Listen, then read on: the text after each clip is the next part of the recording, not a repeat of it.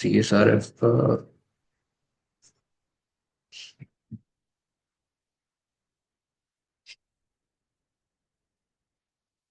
Sería ahora esa pues de esa no efectiva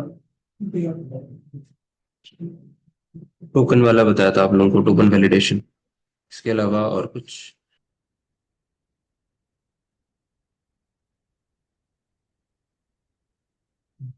ये वाला part पूरा कंप्लीट हो गया था हमारा, बाईपासिंग CSRF टोकन वैलिडेशन। अब मैंने आपको बताया था कि हम लोग सेम साइड वाला करेंगे, बट उससे पहले हम लोग ये कंप्लीट कर लेते हैं रेफरर बेस्ड, फिर डायरेक्टली हम लोग स्टार्ट करेंगे सेम साइड। सो पहले रेफरर बेस्ड CSRF डिफेंस पे आ जाइए। अभी तक आपने CSRF में ये पढ़ा था कि CSRF को मतलब CSRF अटैक को रोकने के लिए आप CSRF टोकन्स का यूज कर सकते हो, और उसको बाइंड करना चाहिए आपके सेशन कुकी के साथ। नहीं करेंगे तो वल्नरेबिलिटी होगी। वो सारे प्रोसीजर्स हम लोग देख चुके हैं। अब आज जो हमें डिस्कस करना है वो है कि हम किस तरीके से referrer based CSRF defence bypass कर सकते हैं। रेफरर हेडर पता है सभी को, क्या होता है बताइए? रेफरर हेडर क्या होता है बताइए? सर वो एक मतलब एचटीटीपी मतलब एक लिंक होता है उसको डिफाइन करते हैं उसको लिंक उसमें लिंक होता है वो होता है नहीं तो करता क्या है ये यूआर, ये हेडर? उससे पता चलता है सोर्स कौन सा मतलब कहाँ से आ रहा है किस URL से आपकी वेबसाइट पे आप रिडायरेक्ट ये कर रहे हो? ये सर किस URL से आप किस URL पे जा रहे हो, है ना? ये रेफर हेडर वो बताता है। तो रेफर हेडर का भी एक CSRF डिफेंस हो सकता है। कैसे? जैसे आप मान के चलिए कि आप किसी एक वेबसाइट पर हैं, वहां पे आप अपना ईमेल चेंज कर रहे हैं, तो ईमेल चेंज करने से पहले वेबसाइट चेक कर सकता है कि आप एक्चुअल में अपने अकाउंट पेज पर हैं या नहीं। आप स्लैश लॉग इन स्लैश मतलब slash account my account slash जो भी आपका यूजर आईडी है या कुछ भी है, वो दिख रहा है या नहीं दिख रहा है वहाँ पे। अगर ऐसा कुछ होगा तो वो अलाउ करेगा ईमेल एड्रेस को चेंज करने के लिए, अदरवाइज नहीं करेगा। तो वही रेफरर बेस्ड CSRF डिफेंस लगाया जा सकता है। उसको बाईपास करने के लिए सबसे पहला तरीका है कि आप रेफरर हेडर हटा ही दो। आप अपनी रिक्वेस्ट में ऐसा कुछ मेटा टैग डाल दो जिससे रेफरर हेडर कभी कंसिडर किए ही ना जाए। ये लाइन अगर आप, जैसे आप एक HTML का कोड लिखते थे, उस कोड में आप ये वाली लाइन ऐड कर दो, मेटा टैग वहां पे आप डाल दो कि कौन सा हेडर हमें हटाना है, रेफरर हेडर। इस कंटेंट को कभी भी शो नहीं करना है यहाँ पे। ठीक है? याद रखना, हेडर का नाम रेफरर होता है, REFERER, बट जब यहाँ लिखोगे तो डबल आर हो जाएगा, REFERRER। ये दोनों चीजें याद रखना। एक्चुअल में हेडर का नाम क्या होता है? REFERER। बोलेंगे दोनों को रेफरर ही, बट इस वाले में डबल आर आएगा, यहाँ पे डबल आर नहीं आएगा। ये तरीका है, मतलब ये इसका सिंटैक्स है लिखने का। जब भी आप रेफरर हेडर को कंसिडर कराओगे तो यहाँ पे ये चीज ना कहीं यहाँ पे भी उन्हें मेंशन करा होगा। Good morning. क्या? बाईपास करें नहीं नहीं, बाईपास नहीं, आपको रेफरर हेडर से रिलेटेड कुछ भी करना है, यही आपको यूज करना पड़ेगा। ये टैग आपको यहाँ पे यूज करना पड़ेगा। वही चीज यहाँ पे भी बता रहे कि note that the referrer is spelled correctly in this case, just to make sure you are paying attention. ठीक है? तो वो सही में लिखा गया है एक्चुअल में, ऐसा नहीं है कि आपको दिख रहा है गलती से लिखा है, वो गलती से नहीं लिखा हुआ है, वो एक्चुअल में ऐसा ही लिखा जाता है। ठीक है? हेडर में जब लिखोगे तो ऐसे लिखोगे, बट जब उसको कोई मेंशन करना है उस टैग को, या उस टैग को डिसेबल करना है, तो आप उसको डबल RER करके लिखेंगे। ठीक है? तो ये लाइन आपको अपने HTML टैग या HTML पेज के जो कोड लिखते हैं आप, CSRF POC जनरेटर से हम लोग जो कोड लिखते हैं, उसके बीच में कहीं ना कहीं ये लाइन आप ऐड करते हैं, मेटा टैग।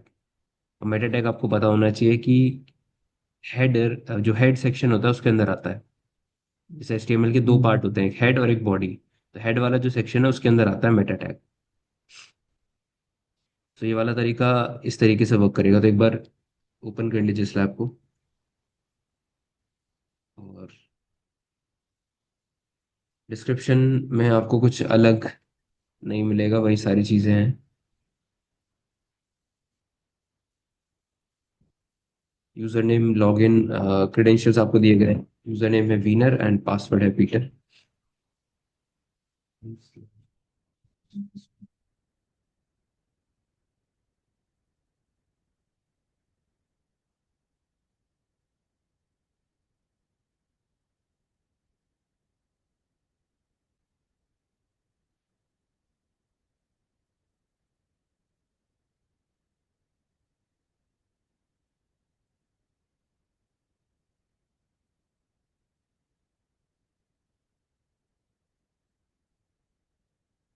ट्राई करिए एक बार जल्दी से सॉल्व लैब में।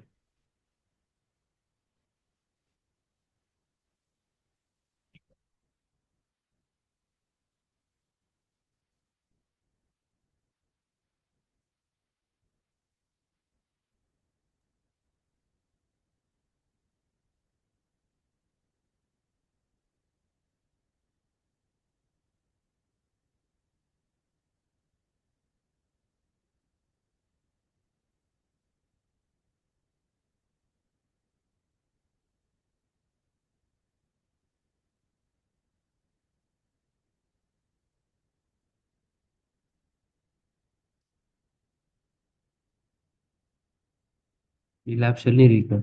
एक बार चेक कर लो।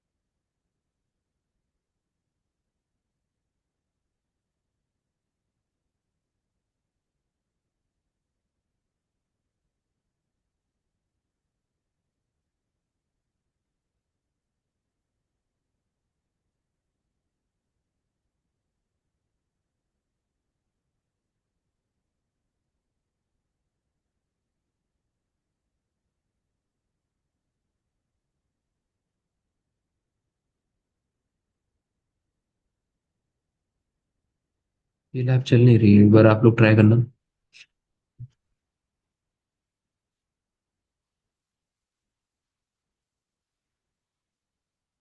रेवोल्यूशन का होता है।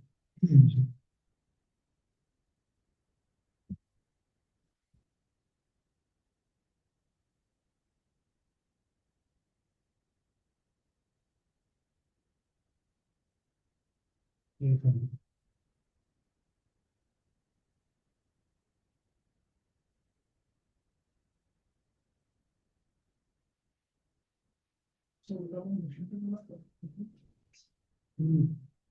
सारा ये बोल रहा है।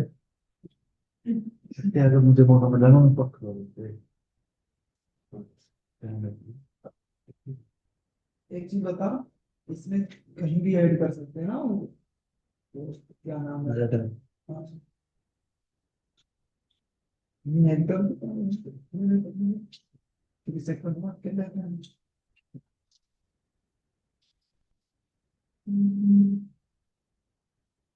जी ऐसा मैं उसी ये सब पूरी सूरज को बुला लूं क्या बताएगा सारा कैसे चीटिंग है पर भाई यार है भाई तो नुकसान होता है जो है यार तेरी चीज है ये बता दो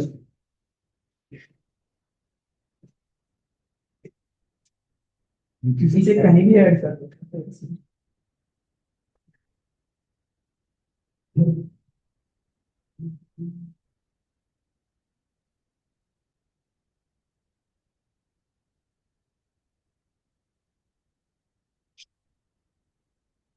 वो आप लोगों का स्टार्ट ही हाँ वो तो हो रहा है। खुल तो गया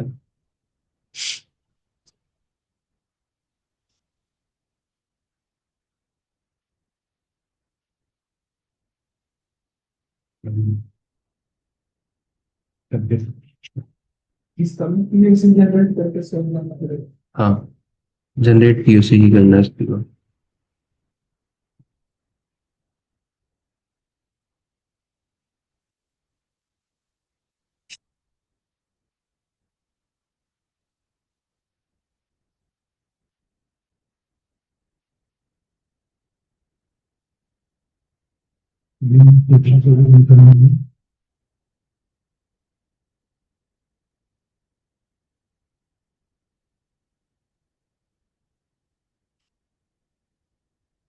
तो आगे से करते हैं। वाईफाई का तो प्रॉब्लम नहीं लग रही मुझे।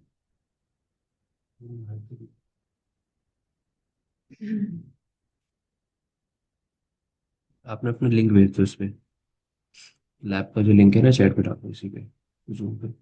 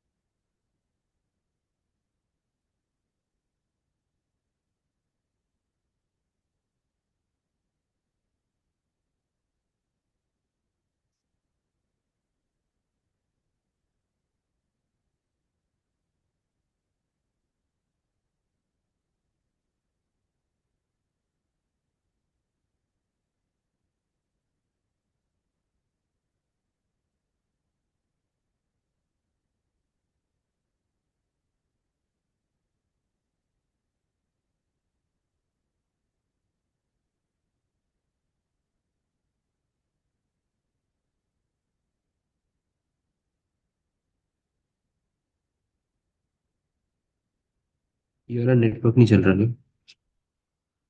सुन तो रहा है, कनेक्ट कर सब कुछ। इसी से मैंने हाँ वो करना है। हाँ,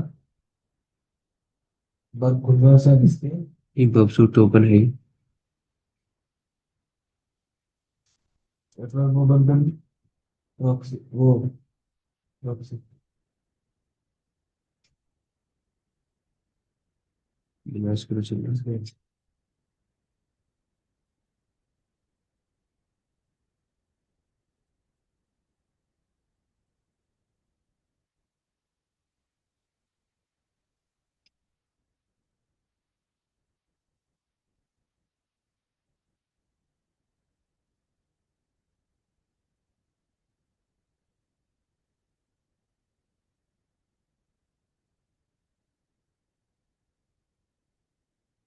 ठीक है। कितने ट्राई किया आप लोगों ने इसमें?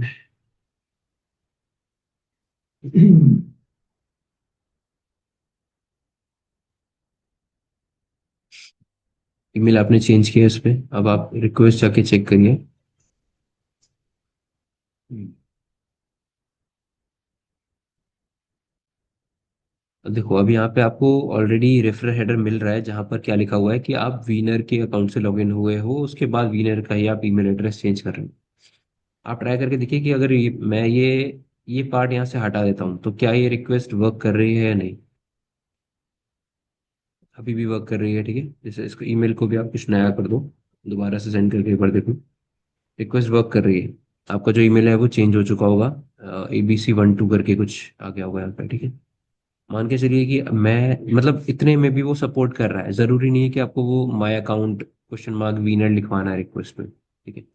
अगर आप यही चीज हटा दो या ये चीज हटा दो, फॉर एग्जांपल यहाँ से मान के चलो मैंने पूरा रेफर हेडर ही हटा दिया, सेंड करके देखिए। अभी भी आपको एक मिनट उसको भी दोबारा चेंज कर दूँ।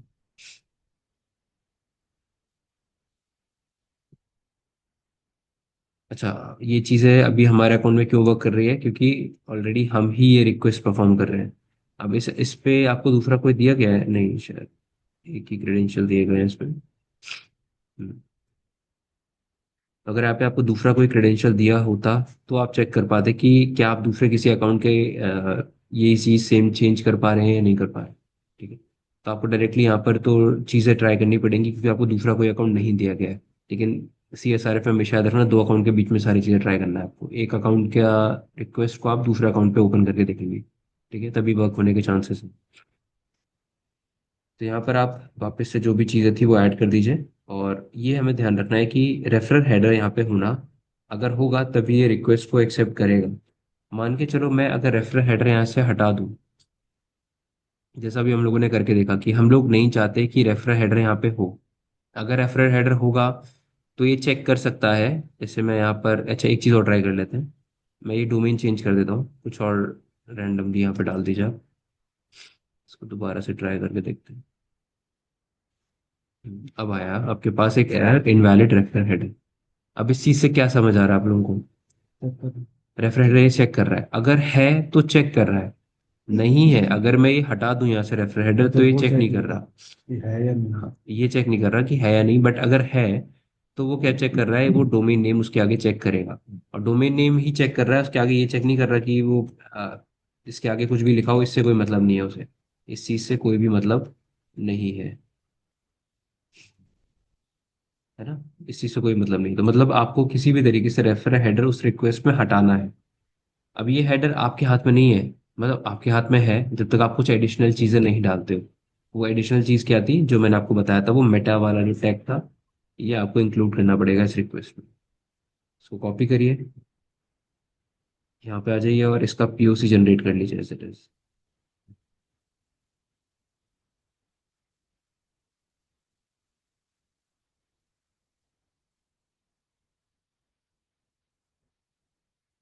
अब यहाँ पे आपको बॉडी सेक्शन दिख रहा है, हेड नहीं है, तो आप हेड जो सेक्शन है वो खुद ऐड कर दो।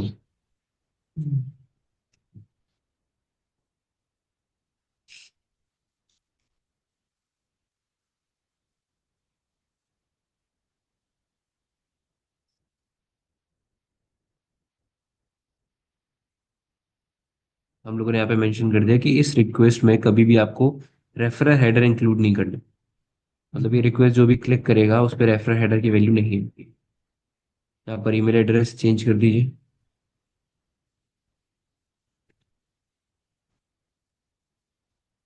ठीक है।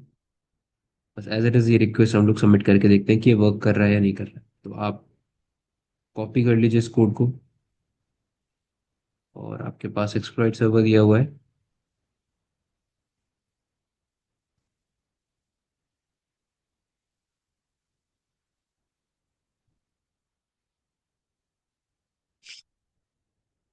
तो आपका जो कंटेंट था वो जब यूजर ने क्लिक करा, तो उसके केस में रेफरर हेडर उसको देखने के लिए नहीं मिला।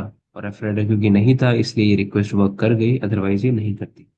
चेक कैसे करना है कि रेफरर एड्रेस रिक्वेस्ट में है या नहीं है। आप एक और ईमेल एड्रेस कुछ नया डाल दो यहाँ पे, स्टोर करो इसको, और खुद के ऊपर आप इस एक्सप्लॉइट को परफॉर्म करके देखिए। ऑटोमेटिकली रिक्वेस्ट सबमिट होगी, आपका ईमेल एड्रेस चेंज होगा। अब यहाँ से तो कुछ पता नहीं चलेगा आपको, कहाँ से पता चलेगा सारी चीज़ें, इंट्रूडर्स ये बब सूट से जाके। तो बब सूट पे जाइए और चेक करिए जो आपने लिंक क्लिक करा था ये वाला, इसने आपको कहाँ रिडायरेक्ट किया, इस वेबसाइट पे। और यहाँ पर चेक करिए कि कहीं रेफर हेडर है या नहीं है। तो आप देखोगे कि कहीं पे भी यहाँ पर रेफर हेडर नहीं है इस रिक्वेस्ट में, क्योंकि आपने वहाँ पर वो मेटा टैग ऐड कर दिया। जो भी यूजर इस लिंक पे क्लिक करेगा उसमें रेफर हेडर नहीं आएगा। ठीक है। समझ आया। और वरना हम से बात कोलैबोरेटर से कैसे प्रॉफिटेबिलिटी से कैसे करते हैं।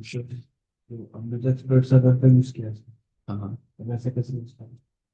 वैसे करना ही नहीं ना आपको, वैसे आपको दो अकाउंट के बीच में ट्राई करना है। मैंने आपको बताया था ना, सीएसआरएफ में ये आपको अटैक करना बता रहा है। हमें अटैक नहीं करके दिखाना है, हमें बस वल्नरेबिलिटी कंफर्म करना है। उसके लिए दो अकाउंट चाहिए। एक अकाउंट की सारी चीजें दूसरे अकाउंट में ट्राई करके देखना है। मैंने आपको तरीका बताया था ना कि ये इसका जो तो एच टी अपना एम खुद एल। का हो गया जो हम हाँ। बनाएंगे। हाँ, और एक और आपका खुद का होना चाहिए। सीएसआरएफ के लिए हमेशा दो अकाउंट आपके खुद के होने चाहिए।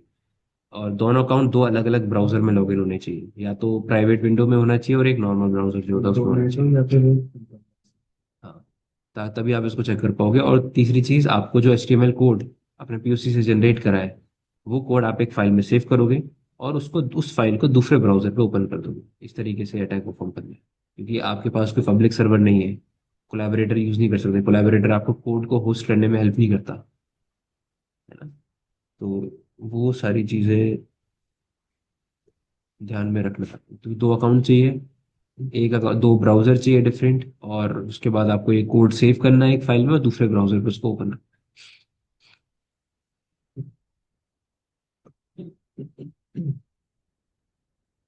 और अगर अटैक परफॉर्म करे हम्म। तो इससे इमेजिंग वगैरह कर जाएगा ना। कुछ भी, जो भी वैल्यू है अकाउंट की, कोई भी डिटेल है, फोन नंबर है, ईमेल एड्रेस है, पासवर्ड भी हो सकता है, वो सब कुछ आप चेंज कर सकते हो। सेकंड जो आपको यहाँ पे दिया गया है कंटेंट, वो है validation of referrer can be circumvented. अब इसके अंदर मैं आपको बताया गया है कि आप रेफरर हेडर के वैलिडेशन को आप बाईपास कर सकते हो। ठीक है, सर्कमवेंट करना मतलब बाईपास करना। तो आप कर सकते हो, वो कैसे करना है। यहाँ पर जैसे मान के चलो कि जो कंपनी है वो ये एक्सपेक्ट कर रही है आपसे देना, कि आपने कहीं ना कहीं जो भी वल्नरेबल वेबसाइट था वो दिया हुआ है या नहीं दिया हुआ है। ठीक है।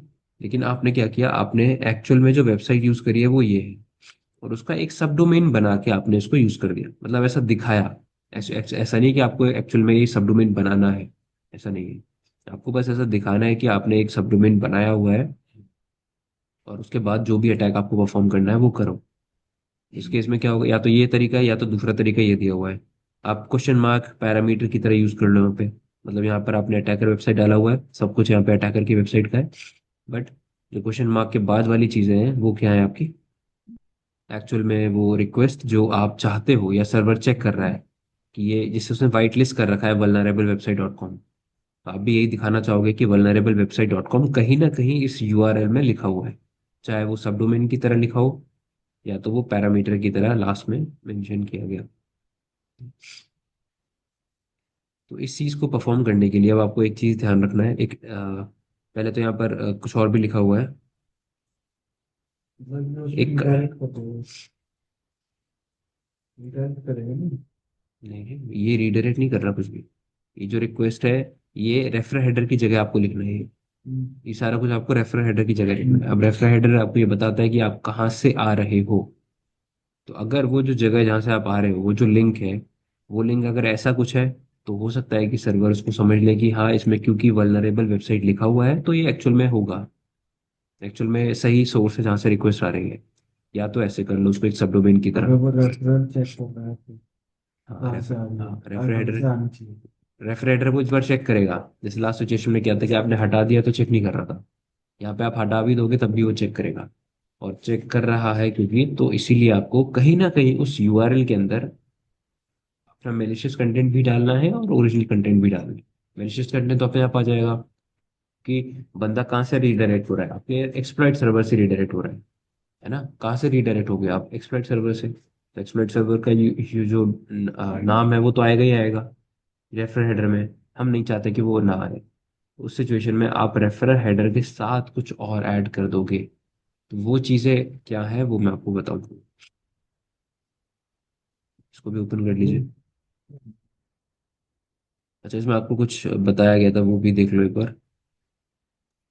जब कभी आपको इस तरीके के यूआरएल डालने हैं रेफर हेडर में, मतलब ऐसे यूआरएल जिसमें एक से ज्यादा, ऐसे यूआरएल जिसमें एक से ज्यादा कंटेंट है ना, तो ये आपको लाइन ऐड करनी पड़ेगी हेडर सेक्शन में। ठीक है। हाँ। इनसे पुलिस हमसे फिर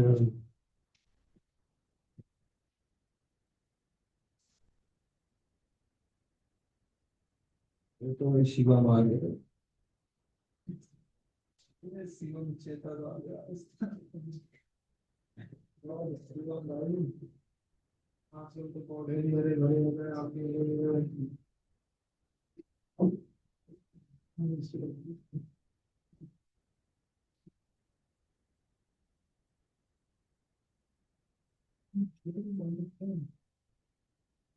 को दिखा सर को दिखाओ।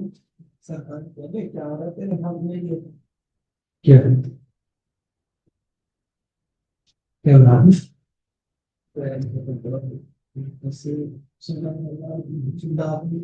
So, कभी करने वाली स्नेक इसके ये स्नेक में मेरे एक दिन घर बहुत बाहर भी देखने में रही थी इंजेक्शन भी करवाए कोई ना ठीक नहीं करवाए आएगा वो जो है अच्छा ठीक है क्या कहाँ पे अच्छा अच्छा ठीक है कल आएगा ठीक है तो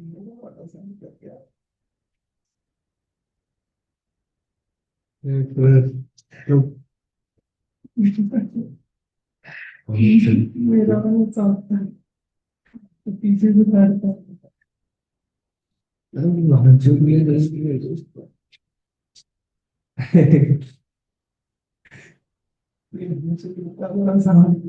भाई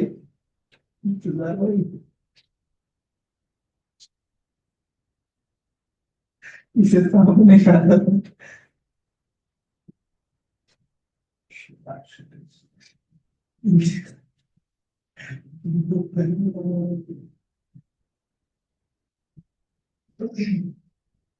पहले इसे हेडर ऐड करना बता भाई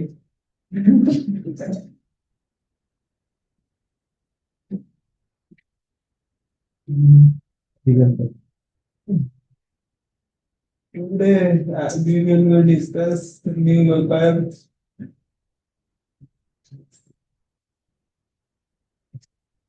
Yes, yes,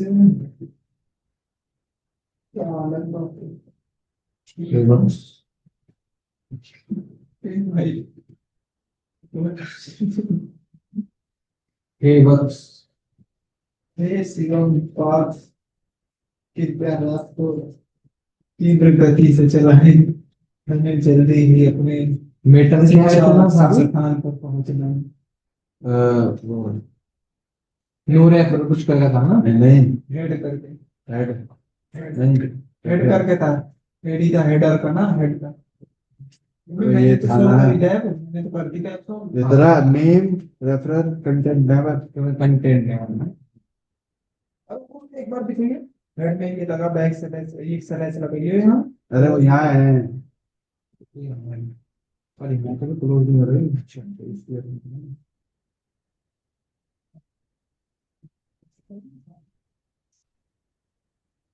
डबल आता है इतना और इसमें क्या था कंटेंट नेवर देखो मेरे वाला तो सुनना सब कर दिया देखो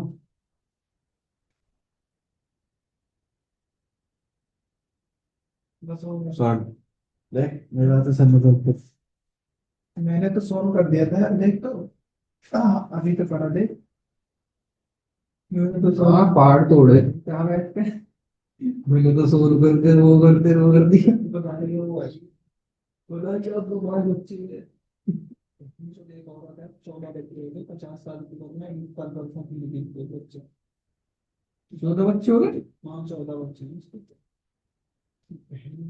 ये ससुराल जाएंगे बीस पर पिल्ला करेंगे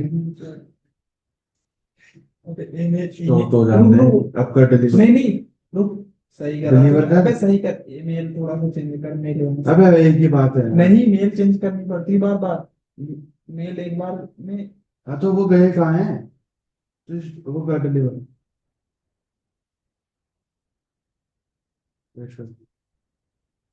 मेल चेंज कर ले this is your server you can use phone अरे तो मेल चेंज कर दे इस पैसे भी लगा दे एट द रेट कहाँ लगा तुम पूरी ईमेल बैक कर यहाँ से पूरी बैक कर पूरी मेल कौन से पूरी बैक कर क्या दिक्कत आ रही है पूरी पूरी मेल बैक करके फिर से नई मेल डाल कोई नहीं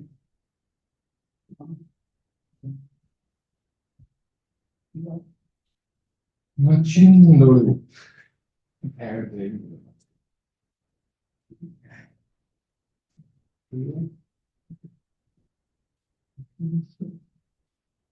ठीक है नहीं भी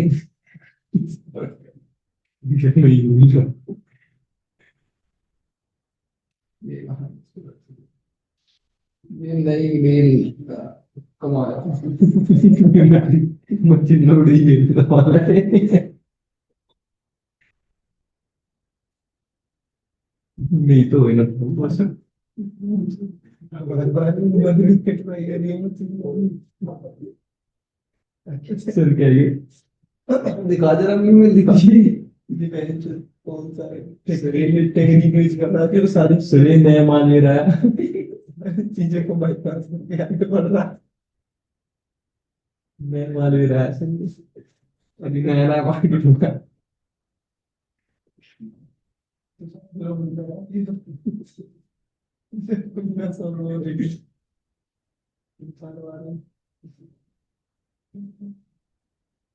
पहला ना नींद के एल पता सोच रहा हूँ बकलोल से मिलते तो बकलोल बता है ये हम से पहले मन के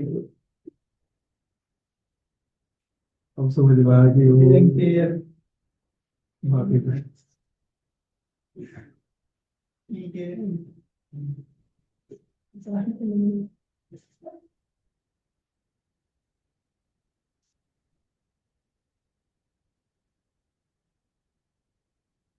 ठीक है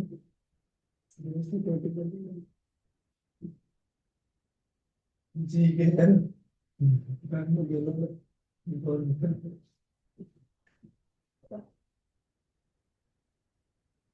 एक लग गया, दूसरा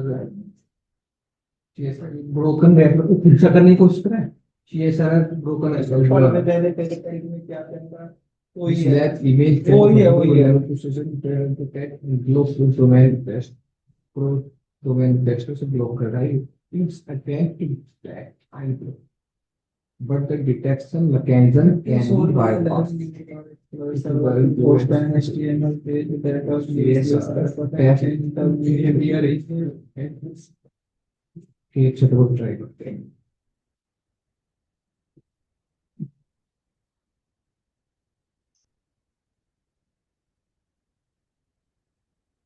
तो सर सबको ट्राई करें, तो सर ट्राई करना है। हम थोड़ा दूसरे सुनाते हैं तो गार्ड साल बैठे रहते हैं और गान समाज वो भी ज्यादा बढ़िया बढ़िया ये ले।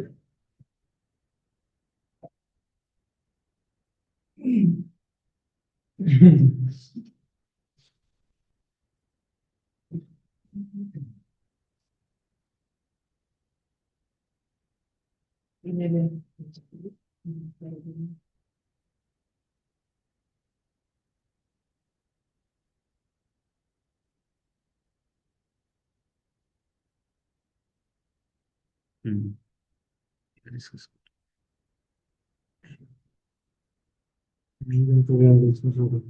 सो ये एक तरीके का समझ लो आप, हेडर होता है जो क्या बताता है कि हमें अनसेफ यूआरएल को प्रोवाइड करना है किसके अंदर, रेफर हेडर के अंदर।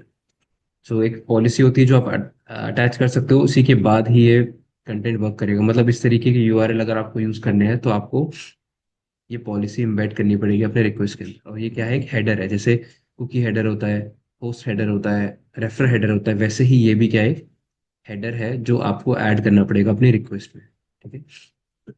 तरीके से हम कह रहे हैं कि चलो अनसेफ यूआरएल है हाँ, इसमें अनसेफ यूआरएल रेफर हेडर के अंदर है, उसको अलाउ करना है, ये आप बता रहे हो उस रिक्वेस्ट के।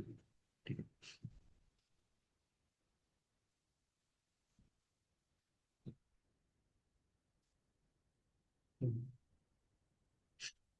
यहाँ पे लिखा हुआ है, it attempts to detect and block cross domain request but the detection mechanism can be bypass. यहाँ पे वो डिटेक्ट कर रहा है, क्रॉस डोमेन से आती हुई रिक्वेस्ट को वो डिटेक्ट कर रहा है और उसको बाईपास करने का आपके पास तरीका है। ठीक है, तो वो तरीका क्या है वो हम लोग यहाँ पर अभी देखेंगे।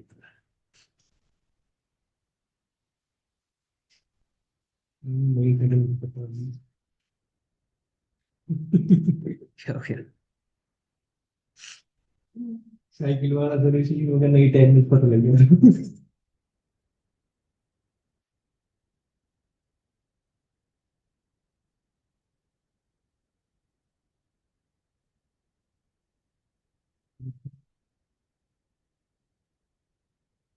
वैसे भी दिखा नहीं सकता।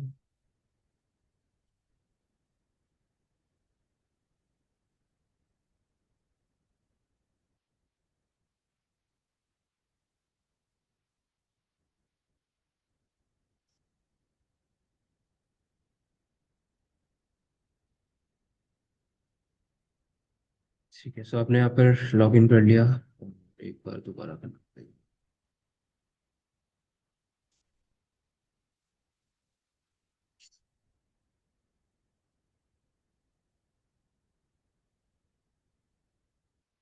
ठीक है, इसमें यहाँ पर आपको रेफर हेडर दिख रहा है। ठीक है, इसको देखते हैं कि क्या अगर हम ये हटा दें यहाँ से तो ये वर्क कर रहा है या नहीं।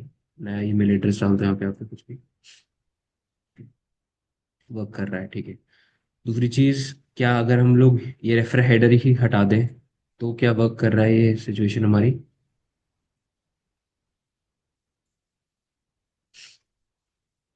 नहीं, इस बार रेफर हेडर वो चेक कर रहा है। अगर आप हटा दोगे रिक्वेस्ट में तो वो समझेगा कि आपके रिक्वेस्ट में रेफर हेडर नहीं है, और उसके केस में आपके बैड रिक्वेस्ट हो जाएगी, वो रिक्वेस्ट एक्सेप्ट नहीं की जाएगी।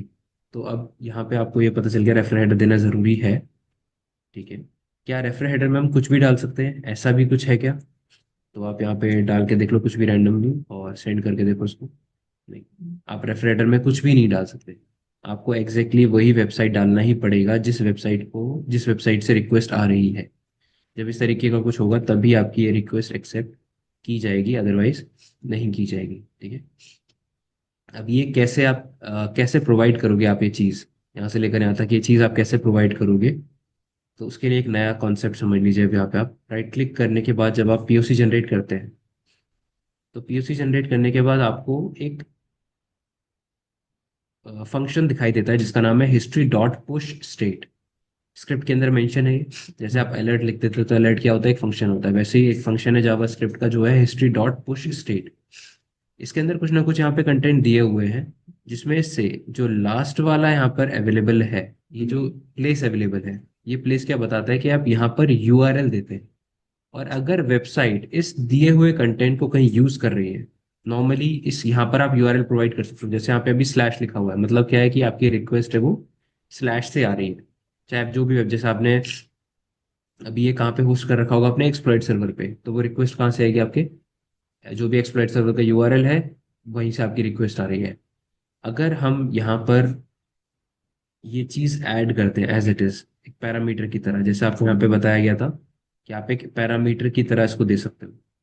दो चीजें बताई थी, या तो सब डोमेन की तरह दे दो, या तो पैरामीटर की तरह भी आप दे सकते हैं। तो मान के चलिए मैंने पैरामीटर की तरह इसको दिया हुआ है। और अगर यहाँ पे ये वाला जो भी मैंने कंटेंट यहाँ दिया हुआ है, अगर ये चीज कहाँ पर यूज की जा रही है, रेफर हेडर में, मतलब रेफर हेडर में अपना कुछ कंटेंट लिखा हुआ है, एक्सप्लॉइट सर्वर जो भी लिखा हुआ है, उसके बाद स्लैश, और उसके बाद ये एज इट इज अगर यही चीज दिख रही है वहां पे लिखी हुई, ठीक है, वो हम चेक करेंगे कि दिख रहा है या नहीं दिख रहा है। तो वो चेक करने के लिए आप ये ईमेल एड्रेस एक बार हटा दो यहाँ से।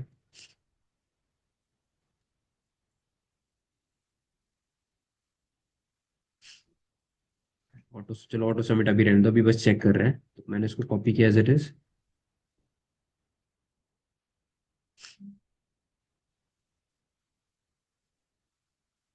अच्छा, इस चीज को परफॉर्म कराने के लिए, इस चीज को वैलिड मानने के लिए आपको वो हेडर भी ऐड करना था।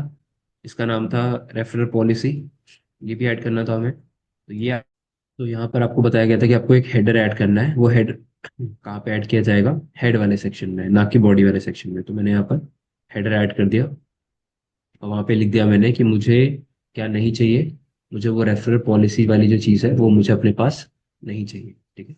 और क्योंकि उस चीज़ को मेरे को नहीं चाहिए था, तो इसलिए मैंने क्या डाल दिया यहाँ पे, अनसेफ यूआरएल।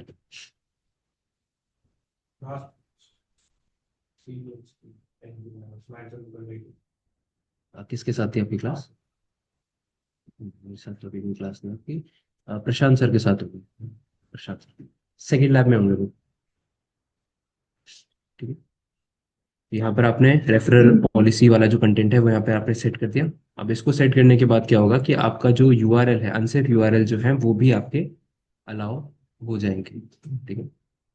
तो एक बार चेक करते हैं कि क्या ये रेफरल हेडर में ये चीज ऐड उसने करा या नहीं करा। अगर कर रहा होगा तो ये वेल एंड गुड है और ये वर्क करेगा आपका ये टेक्निक। सेकेंड, स्टोर करिए और खुद ही के ऊपर एक बार ट्राई करके देखते हैं पहले। अब मैंने वो सबमिट वाला इंक्लूड नहीं किया था, इसलिए आपको ये खुद ब खुद सबमिट नहीं होगा। तो सबमिट पे क्लिक करके इसको सबमिट करते हैं। ईमेल एड्रेस हमारे केस में हमारा तो चेंज होगा, बट जो चीज़ है हमें चेक करनी है वो क्या है। आप यहाँ पर आके वो रिक्वेस्ट देखिए। ये एक्सप्लॉइट सर्वर की रिक्वेस्ट थी। ये वो रिक्वेस्ट है जहाँ पर हमारा ईमेल एड्रेस चेंज हुआ है। यहाँ पे देखिए रेफर हेडर है, हो गई वो तो। यहाँ से लेकर यहाँ तक किसका यूआरएल है, एक्सप्लॉइट सर्वर का। और उसके बाद यहाँ से लेकर यहाँ तक किसका यूआरएल डाला हुआ है, जो हमारा ये मशीन का जो लैब का यूआरएल है या वल्नरेबल वेबसाइट है, उसका यूआरएल जो है वो हम लोगों ने एज अ पैरामीटर यहाँ पर ऐड किया हुआ है। तो मतलब वो जो हिस्ट्री डॉट पुश स्टेट के अंदर थर्ड पैरामीटर में आप जो भी कंटेंट डालोगे वो रेफर हेडर के एकदम एंड पर दिखाई देगा, रिफ्लेक्ट करेगा। ठीक है। और वो क्योंकि रिफ्लेक्ट कर रहा है तो इसलिए ये एक बाईपास हो सकता है हमारी रिक्वेस्ट को परफॉर्म करने की।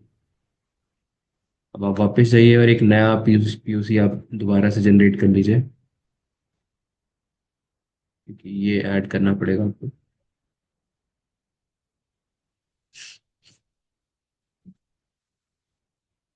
आपका जो यूआरएल है वो यहाँ पर आप एज अ पैरामीटर ऐड कर दीजिए।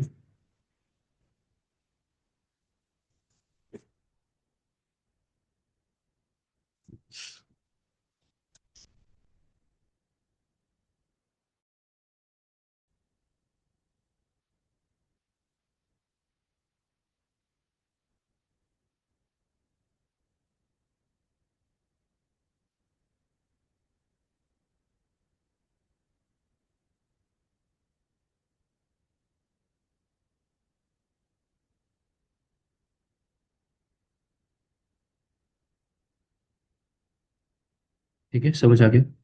एक बार आप इसको भी लिख लीजिएगा, समझ लीजिएगा इसको।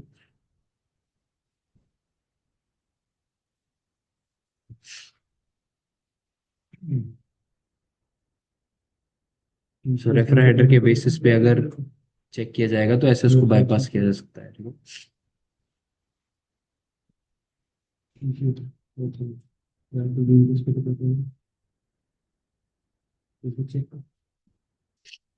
नेक्स्ट क्लास में हम लोग ये बात करेंगे सेम साइट कुकी रिस्ट्रिक्शन क्या होती है।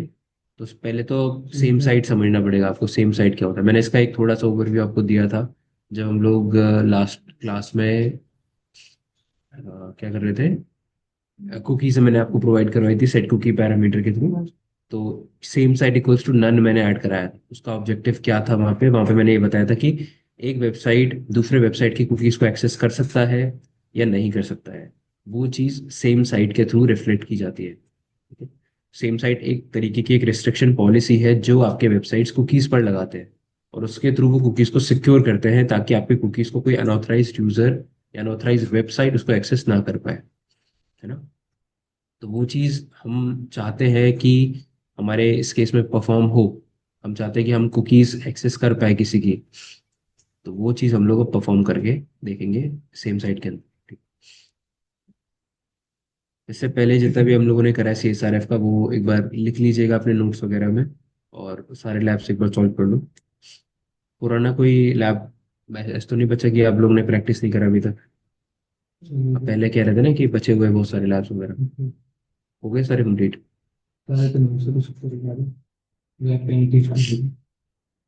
वो वेब वेब पेंटेस्टर वाला कर रहे हो? कौन कौन से कर लिए उसमें? सर अभी एक तो फाइल वाला इसमें बचा है? मेरे से मेरे इसमें सर 3 4 है सर। ठीक है, कर लो। और इसके कोड शुगर के? इसके तो सर दो ही है यार, 2 3 लाइब्रेरी। इसके हो गए ना मतलब? ठीक है, तो ये परफॉर्म कर लो सारे एक बार, और लिख लो, लिख लेना इनको आप समझ के थोड़ा। हो गए। कौन से स्कूल से लगाते तो वो गर्ल्स